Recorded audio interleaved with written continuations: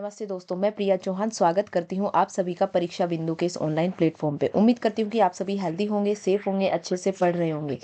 जैसा कि आप सभी को पता है कि रीट के लिए हमारा आईसीटी का पार्ट यानी कि संचार प्रौद्योगिकी या सूचना प्रौद्योगिकी आप इसे बोल सकते हो, इसका सेकंड यूनिट हमारा चल रहा था जिसका नाम है सूचना प्रौद्योगिकी के उपकरण या उसके टूल्स की हम बात कर रहे थे। हमने यहाँ पे आज जो हम बात करने वाले हैं वो बात करने वाले हैं ट्रांसमिशन मीडिया के आधार, यानी कि जब हमारी सूचना ट्रांसफर होती है, एक स्थान से दूसरे स्थान पर भेजी जाती है, तो वो किस माध्यम से जाती है, हम उस माध्यम की बात करते हैं। जैसे आपने फोन पे देखा होगा, पहले जो लैंडलाइन फोन होते थे, जहाँ पे आपके घर पे ये जो बॉक्स वाले फोन होते थे, वो एक तार के द्वारा जुड़े हुए रहते थे। किसके द्वारा जुड़े हुए रहते थे? तार के माध्यम से जुड़े हुए रहते थे। लेकिन अगर आजकल आप मोबाइल का सिस्टम देखोगे, तो वो वायर के बिना है, यानी कि वो वायरलेस सिस्टम है। तो यहाँ पे दो तरीके के आपके संप्रेषण के आधार हो गए हैं, यानी कि एक वायरलेस हो गया और एक वायर बेस्ड हो गया। एक वायरलेस हो गया आपका, और एक आपका कौन सा हो गया? वायर बेस्ड, यानी कि एक केबल सहित हो गया और एक बेतार यानी कि केबल रहित हो गया। देखिए, जब केबल सहित होता है यानी कि उसको एक माध्यम प्रदान कर दिया जाता है, उसको एक दिशा प्रदान कर दी जाती है, तो उसे बोला जाता है बाउंडेड या गाइडेड। क्या बोला जाता है? बाउंडेड या गाइडेड, यानी कि उसे एक निश्चित दिशा प्रदान की जाती है। जबकि अगर हम वायरलेस की बात करें तो उसमें वेव्स होती हैं, उसमें तरंगे जाती हैं, और तरंगे हमेशा हर दिशा में जाती हैं। तरंगे हमेशा हर दिशा में जाती हैं, तरंगे हमेशा हर दिशा में जाती, वेव्स हमेशा हर डायरेक्शन में ट्रेवल करती है।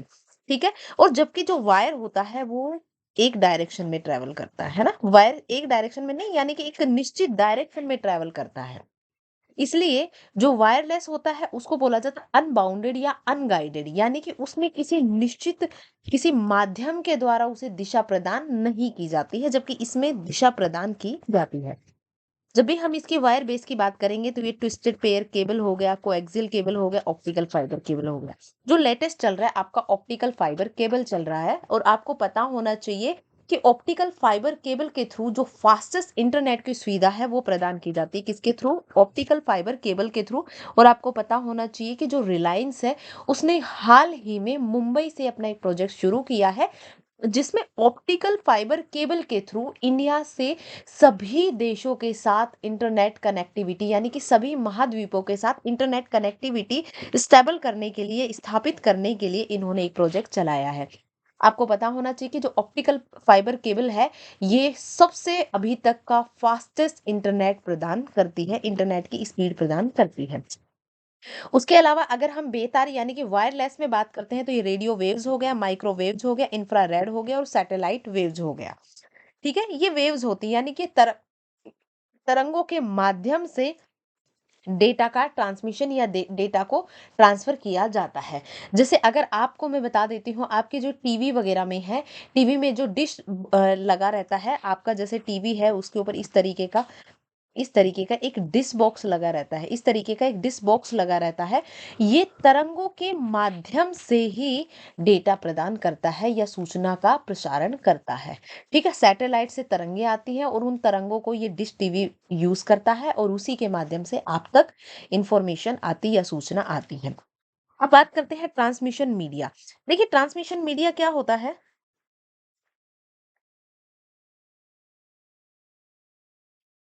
देखिए, ट्रांसमिशन मीडिया क्या होता है, मान लीजिए ये एक सेंडर है। ये क्या है? ये एक सेंडर है और ये एक रिसीवर है। सेंडर यानी कि प्रेषक, और ये होता है प्राप्तकर्ता यानी कि प्रेषी। एक होता है प्रेषक यानी कि सूचना भेजने वाला, और एक होता है सूचना प्राप्त करने वाला, सेंडर और रिसीवर। इनके बीच में जो सूचना है वो किस माध्यम से जा रही है? अगर वो तरंगों के माध्यम से जा रही है तो वो अनगाइडेड है, यानी कि अनबाउंडेड है, वो एक निश्चित दिशा में नहीं जाएगी। जबकि वो अगर तार के माध्यम से जा रही है तो वो एक निश्चित दिशा में जाएगी, और उसे तार के माध्यम से सूचना का प्रचार प्रसार किया जाएगा। जैसे आपके टीवी है, टीवी में डिश टीवी सेटअप बॉक्स के थ्रू भी आता है, डिश टीवी के थ्रू भी आता है, और एक आता है आपका केबल के थ्रू। ठीक है। तो ये दो तरीके का हो गया, दोनों एग्जांपल से आप समझ सकते हो, तार और बेतार। इसमें भी मैंने यही बात की, सेंडर तथा रिसीवर के मध्य डेटा के लेन-देन हेतु भौतिक माध्यम का उपयोग किया जाता है। भौतिक माध्यम यानी कि फिजिकल रूप से उनके बीच में एक कनेक्शन स्थापित किया जाता है, जिसे ट्रांसमिशन मीडिया कहा जाता है। या फिर आप एक तरीके से बोल सकते हो, डेटा का प्रचार-प्रसार करने के लिए एक माध्यम स्थापित करना ही क्या कहलाता है? ट्रांसमिशन मीडियम कहलाता है या ट्रांसमिशन मीडिया कहलाता है। आगे बात करते हैं wire based transmission media. Wire based मैंने आपको बता दिया कि इसमें तार का यूज किया जाता है डेटा के प्रचार प्रसार के लिए या डेटा का प्रसारण करने के लिए। इसमें कौन कौन से होते हैं? ट्विस्टेड पेयर केबल होता है, ये सबसे साधारण प्रकार का होता है, जिसके अंतर्गत तांबे के तार एक दूसरे से लिपटे रहते हैं, यानी कि इस तरीके से होता है। सॉरी, आप देख सकते हैं इस तरीके से ट्विस्टेड पेयर यानी कि एक दूसरे से लिपटे हुए तार रहते हैं और उनके ऊपर एक कवर करके एक ऐसा कवर कर दिया जाता है जिससे कि उनका डेटा का लॉस ना हो, यानी कि यहाँ पे इनके ऊपर एक कवर भी चढ़ा दिया जाता है, प्लास्टिक का कवर चढ़ा दिया जाता है। ये दो प्रकार की होती है, एक होती एफटीपी और एक होती यूटीपी। आपसे पूछेगा नहीं कि ये कितने प्रकार की होती है, लेकिन आपसे एसटीपी और यूटीपी की फुल फॉर्म पूछ सकता है, यानी कि एक शील्डेड ट्विस्टेड पेयर होती है और एक अनशील्डेड ट्विस्टेड पेयर। यानी कि एक जिसके ऊपर कवर होता है और एक जिसके ऊपर कवर नहीं होता, शील्डेड होती है और एक अनशील्डेड होती है। शील्डेड कौन सी होती है? जो आपके टेलीफोन संचार के लिए जो नेटवर्क स्थापित किया जाता है, पहले वाले जो आपके लैंडलाइन फोन थे उनके लिए जो एक कनेक्शन स्थापित किया जाता था वो एसटीपी ही होता था, शील्डेड ट्विस्टेड पेयर केबल होता था। जबकि लोकल एरिया नेटवर्क है उसके लिए अनशील्डेड ट्विस्टेड पेयर का यूज किया जाता है। किसका? अनशील्डेड ट्विस्टेड पेयर का यूज किया जाता है। चलिए आगे बात करते हैं। इसी में ही हम दूसरे टाइप की बात करते हैं, कोएक्सियल केबल की बात करते हैं। तो कोएक्सियल केबल ये कितने प्रकार का, ये भी किसका? ये भी ट्रांसमिशन मीडिया का ही एक प्रकार है, जिसमें तार के माध्यम से सूचना का प्रसार प्रसार किया जाता है। और जनरली जो आपका टीवी केबल वगैरह है उसमें आपका कोएक्सियल केबल का ही यूज किया जाता है। किसका यूज किया जाता है? कोएक्सियल केबल का यूज किया जाता है आपके टीवी में। फिर आगे बात करते हैं ऑप्टिकल फाइबर केबल। ये क्या है? ये सबसे नवीनतम केबल मीडियम है जिसका उपयोग लंबी दूरी के संचार के हेतु किया जाता है, यानी कि डेटा के प्रचार प्रसार के लिए किया जाता है। जैसा कि अभी मैंने आपको बताया कि हाल ही में रिलायंस के द्वारा संपूर्ण महाद्वीपों से अच्छा इंटरनेट कनेक्शन स्थापित करने के लिए उनके द्वारा समुद्र के रास्ते से ऑप्टिकल फाइबर केबल बिछाई जा रही है, जिससे कि सभी महाद्वीपों से हमारा डायरेक्ट इंटरनेट कनेक्शन स्थापित किया जा सके। अब आप कहोगे कि इंटरनेट, हमें तो सूचना मिल रही है पहले भी। देखिए ऐसा है कि अब जो सूचना है वो आपको और भी फास्ट वे में मिलने वाली है, यानी कि उसकी स्पीड क्या रहेगी? उसकी स्पीड ज्यादा रहने वाली है। आगे बात करते हैं संप्रेषण के आधार पर मीडिया। ये सबसे तेज है। कौन सा? ऑप्टिकल फाइबर केबल है, ये सबसे फास्टेस्ट मीडिया है, यानी कि सबसे तेज माध्यम है। आगे बात करते हैं वायरलेस ट्रांसमिशन मीडिया क्या होता है? वायरलेस यानी कि बिना तार के या बेतार कनेक्शन स्थापित करना सूचना के प्रचार प्रसार के लिए। इसमें क्या किया जाता है? सेंडर तथा रिसीवर के मध्य डेटा संप्रेषण के लिए केबल के स्थान पर चुंबकीय तरंगों का यानी कि मैग्नेटिक वेव्स का यूज किया जाता है। किसका? इलेक्ट्रोमैग्नेटिक वेव्स का, विद्युत चुंबकीय तरंगों का, इलेक्ट्रोमैग्नेटिक वेव्स का यूज किया जाता है, विद्युत चुंबकीय तरंगों का यूज किया जाता है। रेडियो वेव ट्रांसमिशन, इन तरंगों को आसानी से उत्पन्न किया जा सकता है ना? ये वेव्स हैं, ये तरंगे हैं। आपसे देखो, मैं इसमें अभी जो ये रेडियो वेव्स, माइक्रोवेव ये बताने वाली हूँ, इसमें से आपसे कंप्यूटर से रिलेटेड तो क्वेश्चन पूछा ही पूछा जाता है, उसके अलावा आपके साइंस में से भी इसमें से क्वेश्चन 100% पूछा ही जाता है। ये जो रेडियो वेव तरंगे हैं इन्हें आसानी से उत्पन्न किया जा सकता है। ये लंबी दूरी के संचार के लिए होती है, यानी कि अगर हमें डेटा को लंबी दूरी तक भेजना है तो उसके लिए हम किसका यूज करेंगे? रेडियो वेव्स का यूज करेंगे। इसमें ट्रांसमीटर की सहायता से सभी दिशाओं में भेजा जा सकता है। देखिए, अब देखिए रेडियो वेव्स की हमने तीन बातें ध्यान दी है। एक तो इसे आसानी से उत्पन्न किया जा सकता है, दूसरा इसे लंबी दूरी के डेटा संचार के लिए यूज किया जाता है, तीसरा इसकी सहायता से सभी दिशाओं में डेटा का प्रचार प्रसार किया जा सकता है। तीन बातें हो गई, ये भी पूछ लिया जाता है। आगे बात करते हैं माइक्रोवेव। इस प्रकार के संप्रेषण में डेटा का जो प्रसार है वो उच्च आवृत्ति यानी कि हाई फ्रीक्वेंसी के साथ होता है। किसके साथ होता है? हाई फ्रीक्वेंसी के साथ होता है। आप में से बहुत सारे विद्यार्थी अगर इंग्लिश के हैं तो उन्हें भी इसमें इस संप्रेषण में क्या किया जाता है, डेटा का जो प्रचार प्रसार है वो किसमें होता है, हाई फ्रीक्वेंसी यानी कि उच्च आवृत्ति के साथ रेडियो तरंगों के माध्यम से किया जाता है। यानी कि इसमें जो रेडियो तरंगे होती है वो उच्च आवृत्ति के साथ यानी कि हाई फ्रीक्वेंसी के साथ जाती है। इस प्रकार के मीडिया में ट्रांसमीटर तथा रिसीवर तथा लाइन ऑफ साइट के रूप में जुड़े होते हैं, अर्थात सिग्नल।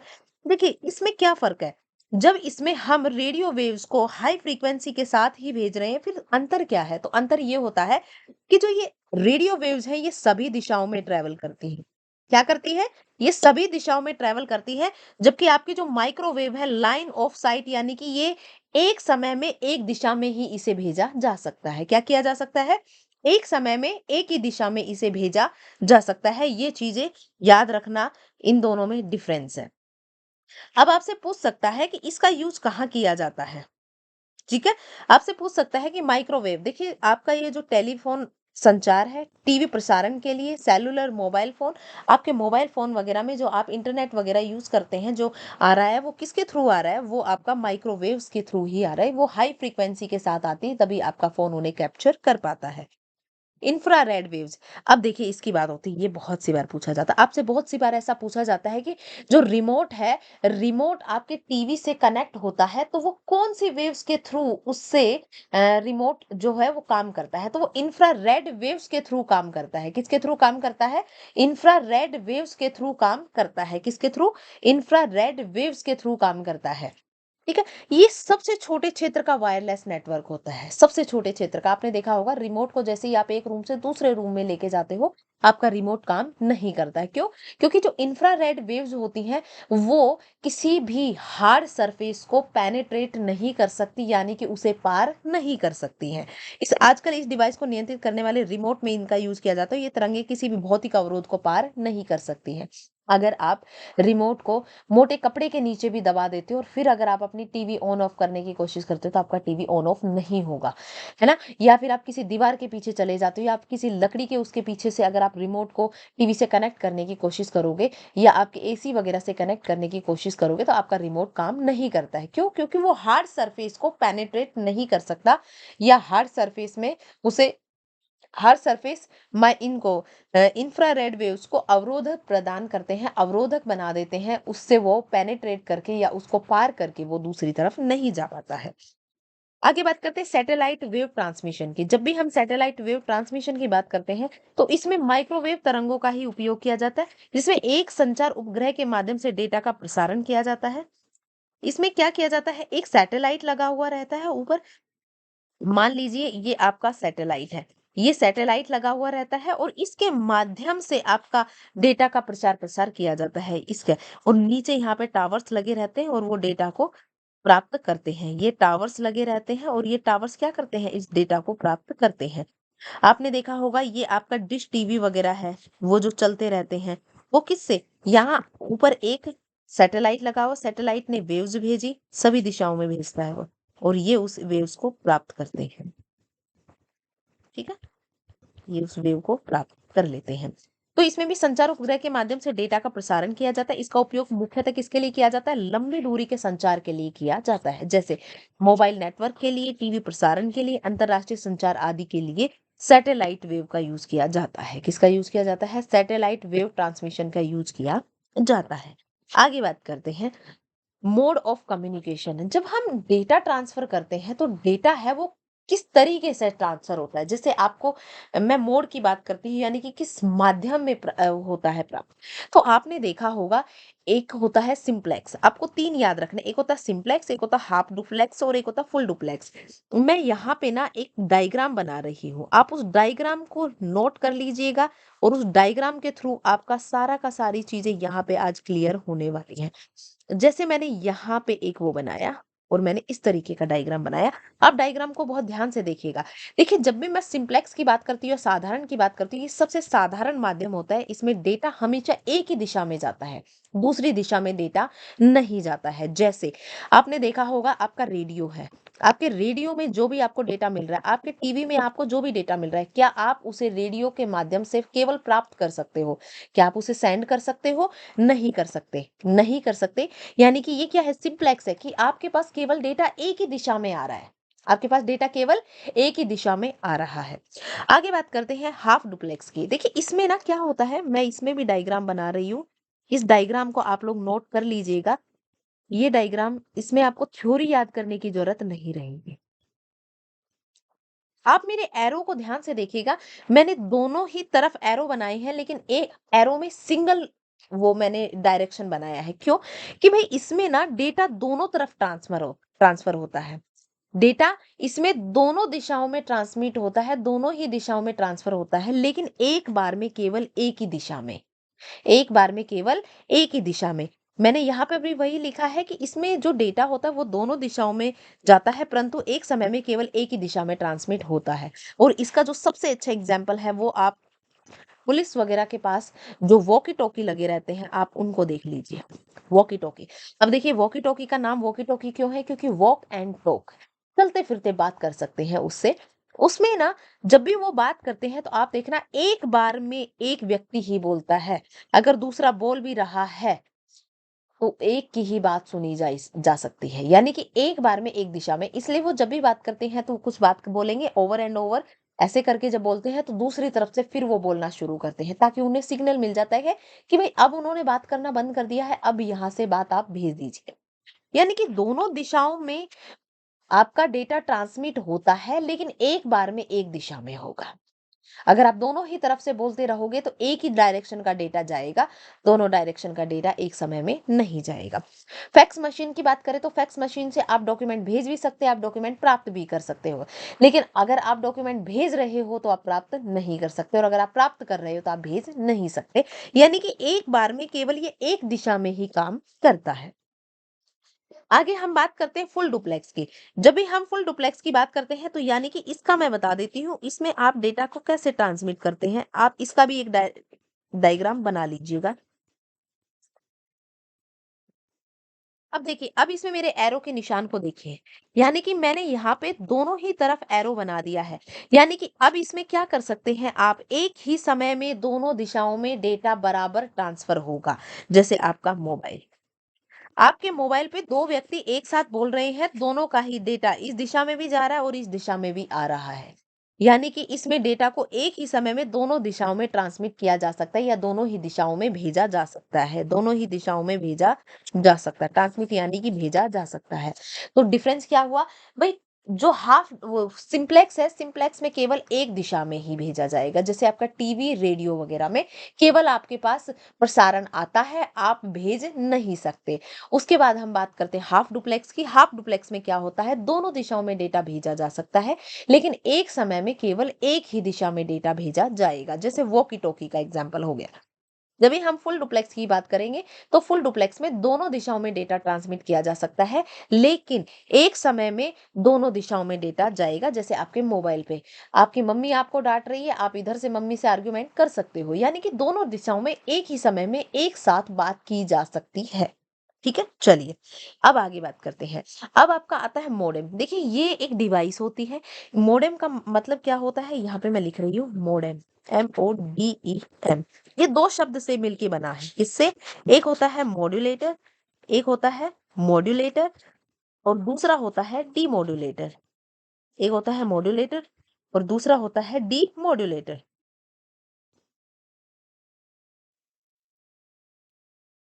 एक होता है मॉड्यूलेटर और दूसरा होता है डीमॉड्यूलेटर। देखिए इसका काम क्या होता है, ये एक नेटवर्क डिवाइस होती है। इसका काम होता है टेलीफोन नेटवर्क में डिजिटल सिग्नल को एनालॉग तथा एनालॉग सिग्नल को डिजिटल में ट्रांसफर करना। देखिए आपने जब भी आपका व्हाट्सएप वगैरह देखा होगा, आपने अपने व्हाट्सएप वगैरह पे लिखा हुआ देखा होगा, your data is fully encrypted. क्या लिखा हुआ रहता है? Your data is fully encrypted. Encrypted यानी कि आपका जो डेटा भेजा जा रहा है ना, उसे एनकोड करके भेजा जा रहा है। एनकोड यानी कि उसे एक विशेष प्रकार के 01100 करके, मतलब इस तरीके के कोड में भेजा जा रहा है। आप यहाँ से सेंडर है, आप ये सेंडर है, ठीक है। यहाँ पे ये रिसीवर है, यहाँ पे ये रिसीवर है। रिसीवर की स्पेलिंग गलत, रिसीवर है। मान लीजिए आप इसके पास एक डेटा भेज रहे हैं, आपने लिखा राम आम खाता है, राम आम खाता है। देखिए, अब जब आप डेटा भेज रहे हो तो आपका जो डेटा है वो जब भी ट्रैवल करेगा, आपने इसे डेटा को लिखा एनालॉग फॉर्मेट में। जब ये जाएगा तो ये डिजिटल फॉर्मेट में जाएगा। डिजिटल फॉर्मेट यानी कि डिजिट्स की फॉर्मेट में जाएगा, 0 1 1 0 0 करके, मतलब जिस भी तरीके से वो इस तरीके से एनकोड किया जाएगा कि कोई उसे और समझ नहीं पाए। और जब भी वो रिसीवर को मिलेगा तो वो एनालॉग फॉर्मेट में ही मिलेगा। अब देखिए, ये जो मॉड्यूलेटर डीमॉड्यूलेटर है, ये दोनों का ही इसका दोनों ही काम होता है। एनालॉग सिग्नल को, ये एनालॉग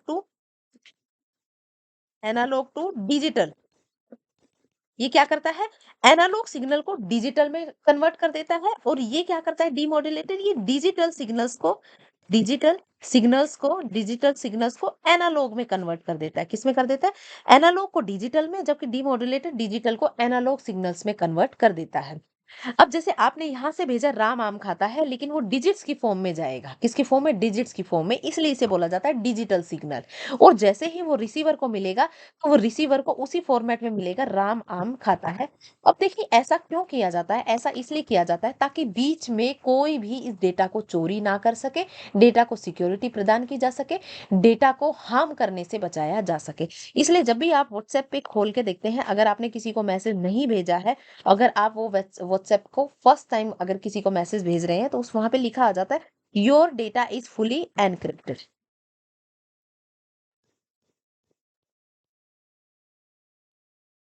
क्या लिखा हुआ रहता है, your data is fully encrypted. Encrypted यानी कि आपने जो भी भेजा है उसे कोड की फॉर्मेट में भेजा जाएगा, उसे डिजिट्स की फॉर्मेट में भेजा जाएगा। आपके डेटा को कोई भी चोरी नहीं कर सकता है। यानी कि वहां पर एक डिवाइस लगी रहती है जिसका काम होता है मॉड्यूलेटर और डीमॉड्यूलेटर। ये नेटवर्क में क्या करती है, एनालॉग सिग्नल्स को डिजिटल में कन्वर्ट कर देती है, जबकि डिजिटल सिग्नल्स को एनालॉग में कन्वर्ट कर देती है, क्योंकि इसके अंदर मॉड्यूलेटर और डीमॉड्यूलेटर दोनों ही लगे रहते हैं।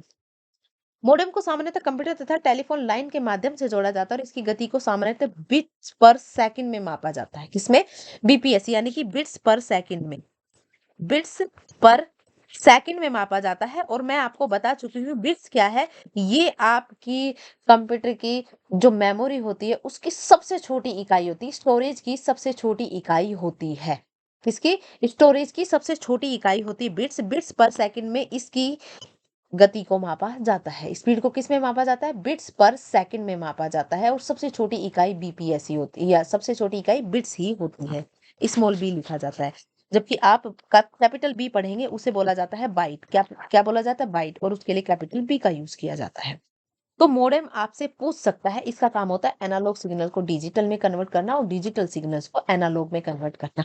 ये आपके डेटा को सिक्योरिटी प्रदान करने के लिए यूज किया जाता है। ये चीजें आपको याद रहेंगी। आज के लिए इतना ही। Thank you class. बाकी की बातें करेंगे नेक्स्ट सेशन में। उम्मीद करती हूँ कि ये सेशन आपके लिए काफी हेल्पफुल रहा होगा। अगर ये सेशन आपको इन्फॉर्मेटिव लगा है तो इस वीडियो को ज्यादा से ज्यादा लाइक, शेयर एंड सब्सक्राइब कीजिए, ताकि ज्यादा से ज्यादा विद्यार्थियों को इसका लाभ मिल पाए। तो आज के लिए इतना ही। Thank you class.